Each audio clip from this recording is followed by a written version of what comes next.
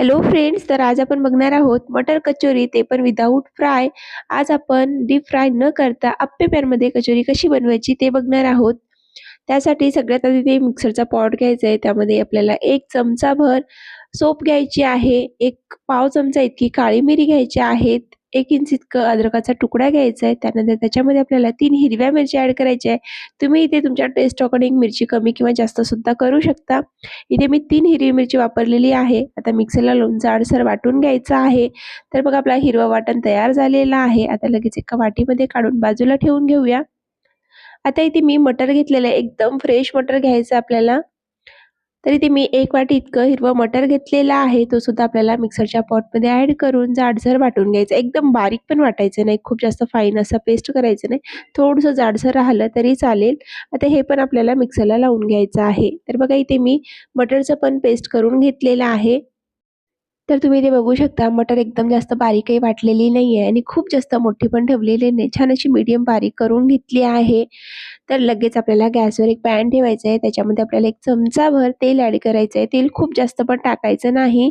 फक्त 1 चम्मचभर तेल ॲड करायचं आहे. त्यामध्ये आपल्याला अर्धा चमचा इतकं जिरं ॲड करायचं आहे. जिरं छान भाजल्यानंतर त्याच्यामध्ये आपण वाटून घेतलेलं वाटण ॲड करायचं आहे. मिरचीचं, अद्रक, सोप जे वाटून घेतलं होतं ना आपण, ते ॲड करून घ्यायचं आहे. 1 ते 2 मिनिटापर्यंत तेलामध्ये परतून घ्यायचं आहे. आणि आता आपल्याला याच्यामध्ये ना जो आपण मटरची पेस्ट करून ठेवलेली आहे ना, ती पण ॲड करायची आहे. तर बघा इथे मी मटरची पेस्ट ॲड केलेली आहे आणि 1 मिनिटापर्यंत याला मी असंच परतून घेणार आहे. थोडंसं तेलामध्ये आधी आपण याला परतून घेऊया. त्यानंतर आपल्याला याच्यामध्ये रेग्युलर स्पाइसेस ॲड करायचे आहेत. खूप जास्त पण मसाले आपल्याला यामध्ये लागणार नाहीयेत. एकदम सिंपलची कचोरी आपण इथे बनवून तयार करणार आहोत. पण खायला एकदम भारी लागणार आहे. नक्की ट्राय करा. तर बघा इथे मी चवीपुरतं अर्धा चमचा इतकं मीठ ॲड करायचं आहे. एक अर्धा चमचा इतकं आपल्याला मिरची पावडर ॲड करायची आहे. पाव चमचा गरम मसाला, पाव चमचा हळद आणि पाव चमचा इतकं धने पावडर ॲड केलेलं आहे.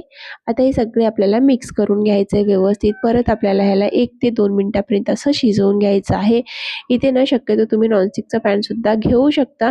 तसं यामध्ये पण जमते. मी बघा स्टीलच्या पॅनमध्येच केलेलं आहे. पण थोडंसं ना बुडाला बघा अशा प्रकारे चिपकतो.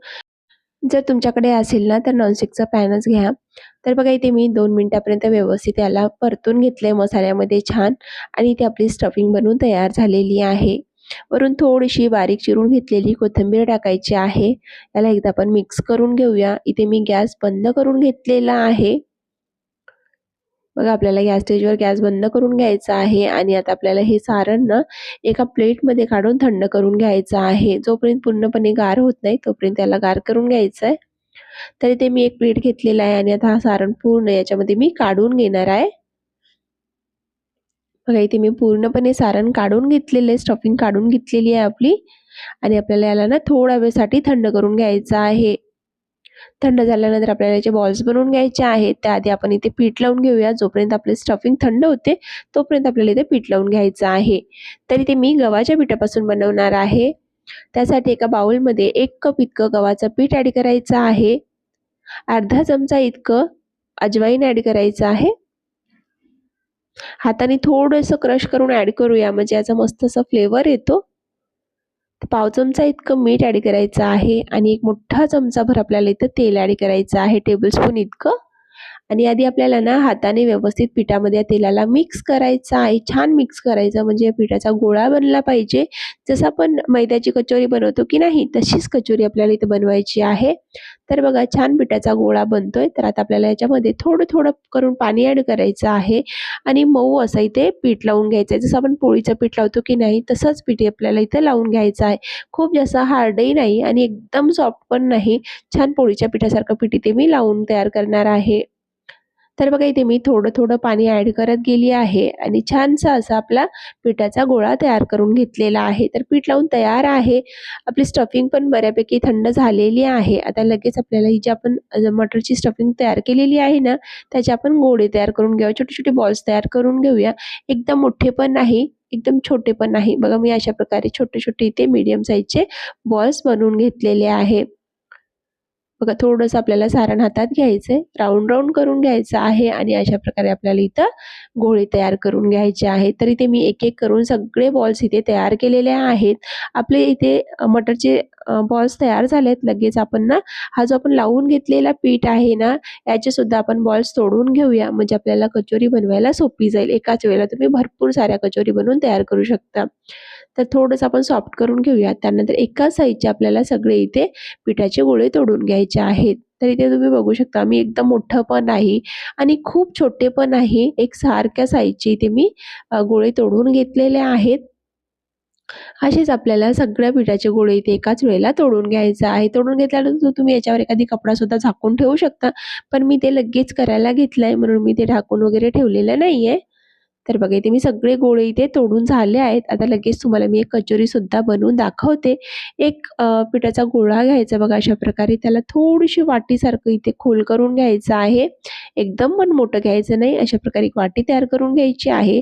त्याच्यामध्ये जो आपण पेढ्यासारखा जो आपला सारणाचा गोळा तयार केलेला आहे ना, तो ठेवायचा आहे. त्याला लॉक करून घ्यायचं बघा अशा प्रकारे वरच्या साईडनी.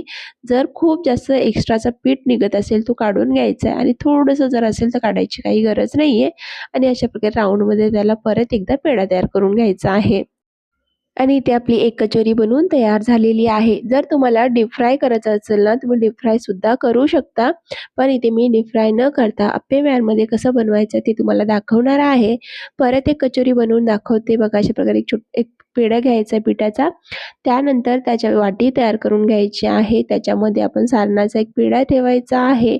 अशा प्रकारे ना व्यवस्थित त्याला लॉक करायचं आहे. त्याचं तोंड बंद करायचं आहे आणि छान हाताने गोल गोल शेपमध्ये त्याला गोल राऊंडमध्ये पेढा बनवून घ्यायचा आहे परत एकदा. तर इथे मी सगळ्या कचोऱ्या बनवून घेतलेल्या आहे. लगेच इकडे गॅसवर मी अप्पे पॅन सुद्धा ठेवला आहे गरम होण्यासाठी.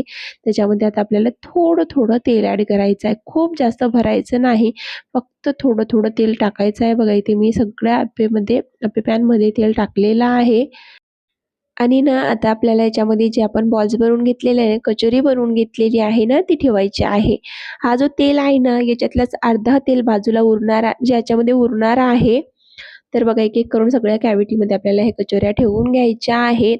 आलटून-पलटून दोन्ही बाजूने किंवा सगळ्या बाजूने आपल्याला ह्या कचोऱ्या व्यवस्थित भाजून घ्यायच्या आहेत तेलामध्ये, म्हणजे तळून घ्यायच्या आहेत. तर आपण डीप फ्राय करणार नाही. तुम्हाला जर आवडत असेल ना, तुम्ही डीप फ्राय सुद्धा करू शकता या कचोरीला. पण मी डीप फ्राय न करता बघा अशा प्रकारे इथे मी शॅलो फ्राय करून घेतलेला आहे. तर बघा इथे मी कचोरीला पलटवून घेतलेला आहे. अशाच प्रकारे आपल्याला सगळ्या कचोरी ते पलटवत जायचं आहे. एकाच बाजूनी नाही, एकाच वेळेला नाही, तर आपल्याला सगळ्या बाजूनी 2 मिनिटांनी 3 मिनिटांनी असंच पलटवून जोपर्यंत छान असा क्रिस्पी आणि छान असा गोल्डन कलर येत नाही ना, तोपर्यंत फ्राय करायचे आहेत. तर इथे तुम्ही बघू शकता कचोरीला किती छान कलर आलेला आहे. इथे मला 7 ते 8 मिनिट लागले असतील किंवा 10 मिनिटसुद्धा लावू शकतात. तर तुम्ही इथे ना एकदम मीडियम गॅस ठेवा आणि मीडियम गॅसवर आपल्याला ही पूर्ण कचोरी फ्राय करून घ्यायची आहे. तर कचोरी बनवून तयार झालेली आहे आणि बघा तेलसुद्धा पूर्णपणे राहिलेलं आहे. खूप जास्त तेल लागलेलं नाहीये. कचोरी बनवून तयार झालेली आहे. तर तुम्हाला एवढी simple no deep fry kachori कशी वाटली कमेंट करून नक्की सांगा. आवडल्यास चॅनलला सबस्क्राईब करायला विसरू नका. पुन्हा भेटू पुढच्या व्हिडिओत.